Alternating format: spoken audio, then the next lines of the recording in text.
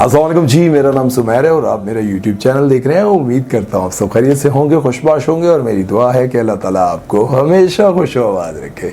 तो दोस्तों, आज भी हमारे पास बहुत ज़बरदस्त खबरें हैं, उन पर भी बात करते हैं। लेकिन आप लोगों को ये भी बता दें कि हम बहुत दिनों से गायब इसलिए थे क्योंकि आपको पता है कभी YouTube बंद, कभी इंटरनेट बंद, और इस पर हम तफसील से एंड पर बात करेंगे।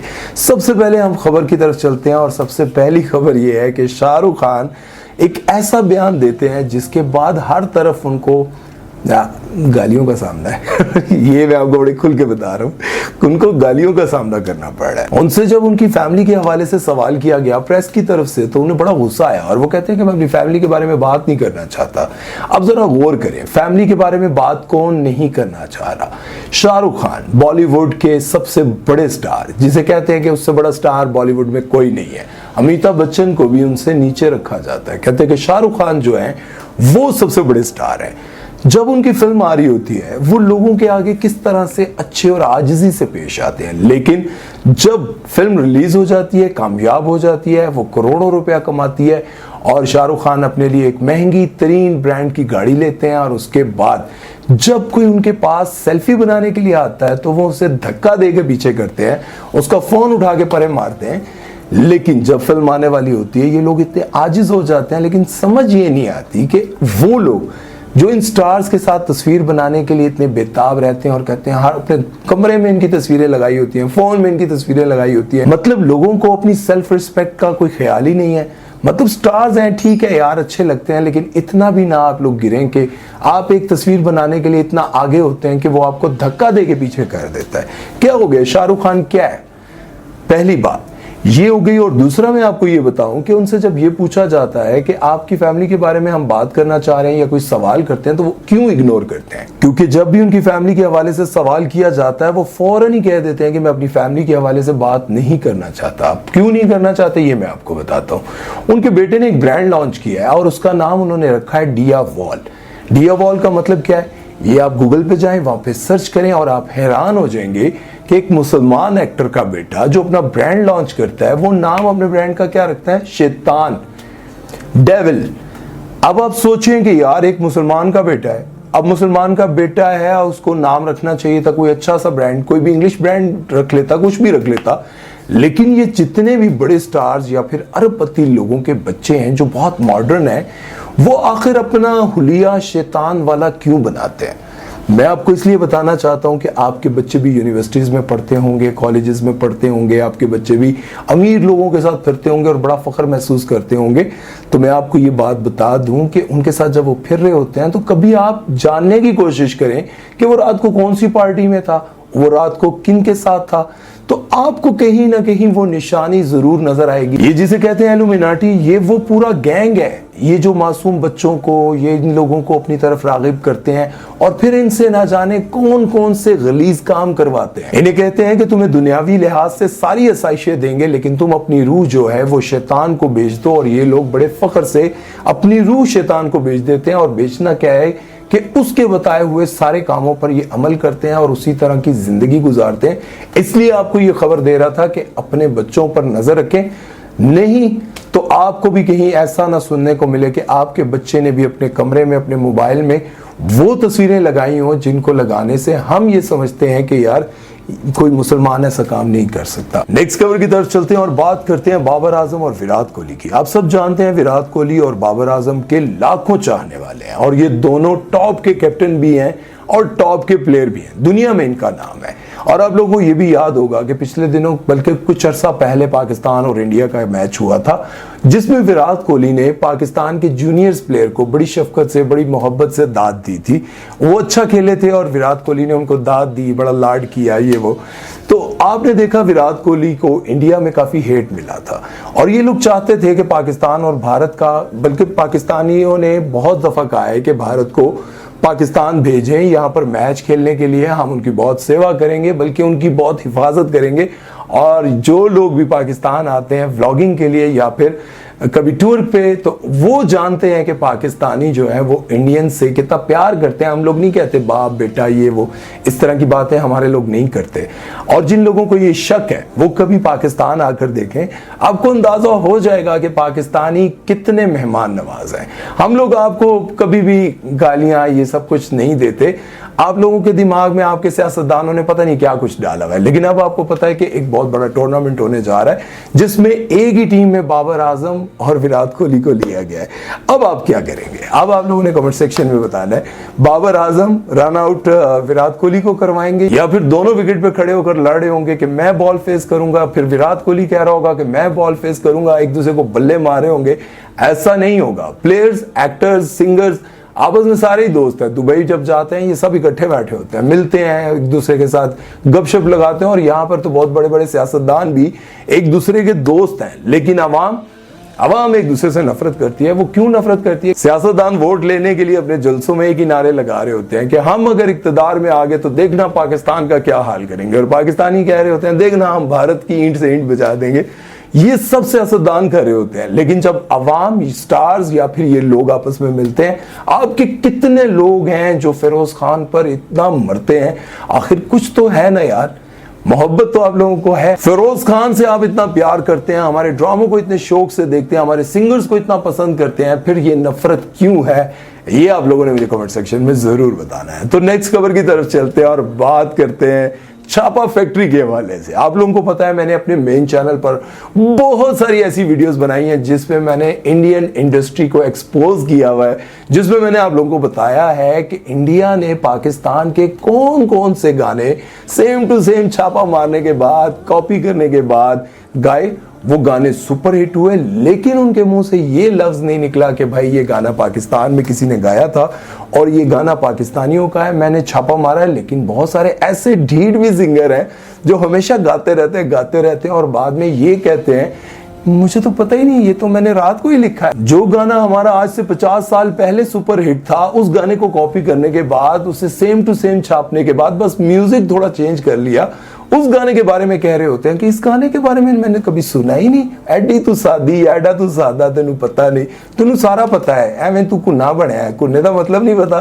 कभी पाकिस्तान चक्कर लाई तेनू मैं वेला बह के समझावांगा। आपको बताएं कि भारत के बहुत ही फेमस सिंगर जुब्बन न्यूटियाल ने पाकिस्तान का सबसे मशहूर गाना कहानी सुनो उसको छापा मारा है, उसको गाया है। मुझे प्यार हुआ था, इकरार हुआ था। उन्होंने समझा था कि हमें बड़ी दाद मिलेगी, लेकिन पाकिस्तानियों की तरफ से उनसे ये सवाल किया गया है कि कोई अपना गाना गा लो भाई जुब्बन, कोई तो ऐसा गाना गाओ कि हम कहें कि ये जुब्बन का अपना गाना है। पाकिस्तानी गानों को ही वो कॉपी करते हैं, पाकिस्तानी गानों को ही वो छापा मारते हैं सेम टू सेम।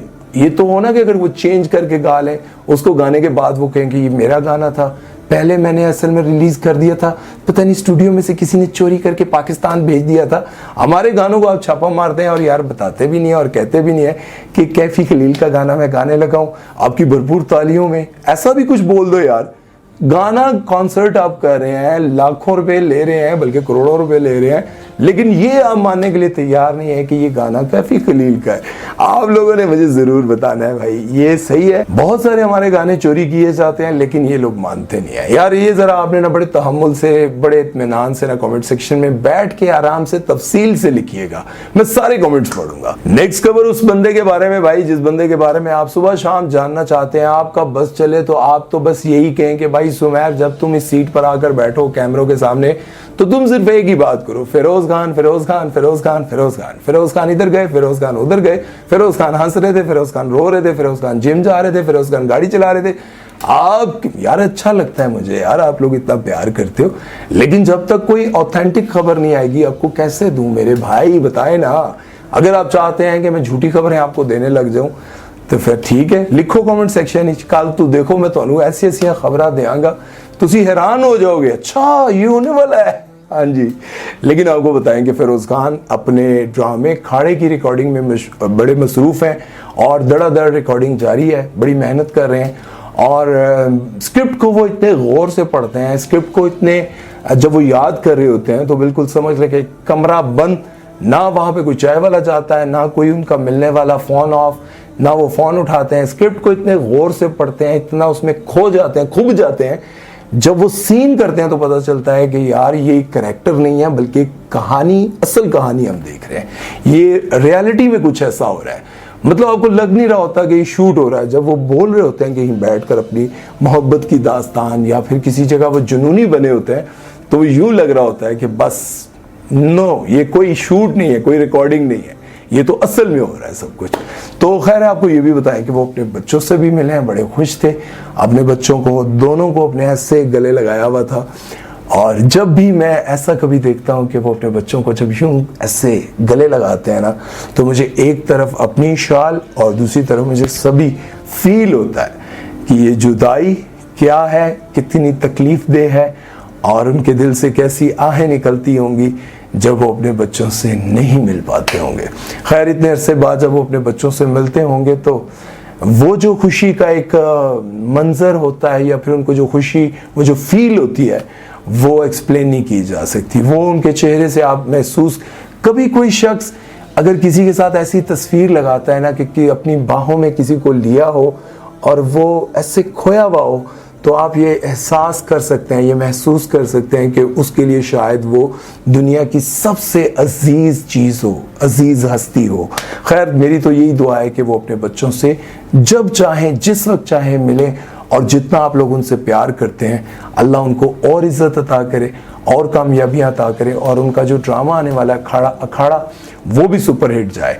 और उस ड्रामे के हवाले से मैं आपको बताऊं कि वो ड्रामा आपको देखने को मिलेगा तकरीबन 4 से 5 महीने, ये जो मुझे जो खबर मिली है वो 3, 4 या 5 महीनों के दौरान आपको वो ड्रामा देखने को मिलेगा। आप ये मत समझे कि वो ड्रामा 1-2 महीने में आने वाला है। मुझे जहां तक खबर मिली है वो 3 या 5 इतने महीनों के दरमियान आपको वो ड्रामा देखने को मिलेगा। तो खैर आप जानते हैं कि पाकिस्तान में इंटरनेट बंद है, यूट्यूब बंद हो जाता है, लेकिन यहाँ पर मैं एक बात करना चाहता हूँ कि पाकिस्तान में जो लोग इंटरनेट बंद कर देते हैं, जो लोग यूट्यूब बंद कर देते हैं, मुझे समझ नहीं आ रही कि हमारे सियासी जितने भी लोग हैं वो एक दूसरे को नंगा कर रहे हैं, उनकी वीडियोस बना रहे हैं। एक कहता है चोर है, दूसरा कहता है डाकू है। इसी लड़ाई झगड़े में न जाने कितने हम पीछे रह गए, दुनिया कहाँ से कहाँ पहुँच गई। बहुत सारे लोग जब वीडियो कॉल पर बाकी किसी यूरोप की कंट्री से या फिर किसी कामयाब कंट्री से कॉल करते हैं तो देखकर हसरत होती है कि यार दुनिया कहाँ से कहाँ पहुँच गई है और हम लोग अभी तक सियासी झगड़ों में पड़े हुए हैं। सियासी झगड़े हर जगह होते हैं लेकिन वो लोग अपना काम करते हैं। यहाँ पर अपना काम नहीं किया जा रहा बल्कि दूसरों को नंगा किया जा रहा है। इसकी मुझे समझ नहीं आ रही, क्या जब ये लोग एक दूसरे को जेल भेज रहे हैं, एक जेल से निकलता है दूसरी जेल में डाल देते हैं, दूसरी जेल से निकलता है तीसरी जेल में डाल देते हैं, एक को नंगा करते हैं, दूसरे के बारे में वो बाहर आके कहता है ये चोर है, वो कहता है नहीं मैं चोर नहीं हूँ, वो चोर है। इसी चक्कर में आज पाकिस्तान में सख्त गर्मी में भी लोगों के घरों में गैस की लोड शेडिंग है, बिजली बहुत देर ज्यादा जाती है, बार बार जाती है, पेट्रोल इतना ज्यादा महंगा है कि आप गाड़ी निकालते हुए कई बार सोचते हैं कि यार पेट्रोल खत्म हो जाएगा तो क्या करूंगा। उसके बाद आप यकीन करें ऐसे सफेद पोश लोग जो आपके सामने आते हैं ना, आप सोच भी नहीं सकते कि ये आटा चीनी दाल की बात करते हुए रो पड़ेंगे। आप उनके बारे में ये बात सोच भी नहीं सकते क्योंकि उन्होंने अपनी सारी जिंदगी बड़ी अच्छी गुजारी है।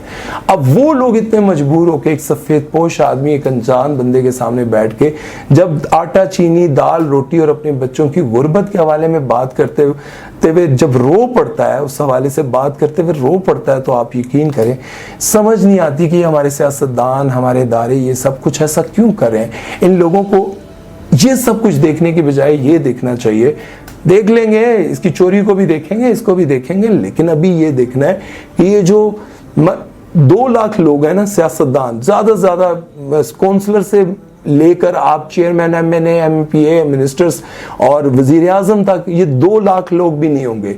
इन लोगों के चक्कर में आपने पूरी 24 करोड़ 22 करोड़ 23 करोड़ अवाम को लावारिस छोड़ दिया। सब आटे चीनी और गैस पत्ती के चक्कर में रुल रहे हैं। आप सिर्फ 2 लाख लोगों को लड़ता हुआ देख रहे हैं, छुड़ा रहे हैं, मार रहे हैं, कुट रहे हैं। यार इन 24 करोड़ लोगों को देखें, इनमें कितने हैं जो बेचारे रातों को भूखे सोते हैं, कहीं खुदकुशियां कर रहे हैं। प्लीज खुदारा मैं उन इदारों से ये रिक्वेस्ट करता हूं जो इदारे सब कुछ कर सकते हैं, उनको ये करना चाहिए कि 24 करोड़ आवाम को तालीम दें, इस तरफ तवज्जो दें। ये ना हो कि कल ये मुल्क तो रहे लेकिन इस मुल्क के सारे लोग जाहिल हो जाएं, इस मुल्क के सारे लोग अनपढ़ रह जाएं, इस मुल्क के लोग भूख के चक्कर में चोर डाकू बन जाएं। कितने लोग बेचारे देखें ना, आप रोडों पे आते हैं, पिस्टल उठाते हैं, कहते हैं 2 मोबाइल। क्या पता उनकी तरबियत अच्छी हुई होती, उनके घर में खाने पीने के लिए सब कुछ होता। मैं ये नहीं कहता हूं कि वो अच्छा कर रहे हैं, लेकिन मैं ये जरूर कहूंगा कि अगर मुल्क के हालात अच्छे होते, उनकी नौकरियां अच्छी लग रही होती, उनको तालीम मिल रही होती, तो ये सब कुछ ना होता। खुदारा इस मुल्क को बचाएं। मैं इस पर बात 2 घंटे भी कर सकता हूँ, इतना दुख है। खैर, अपना ख्याल रखिएगा और दुआ करते हैं कि अल्लाह ताला हमारे मुल्क की हिफाजत फरमाए और रहती दुनिया तक इसे कायम दायम रखे। अपना ख्याल रखिएगा। सुमैर चौधरी को दीजिए इजाज़त। अल्लाह हाफ़िज़।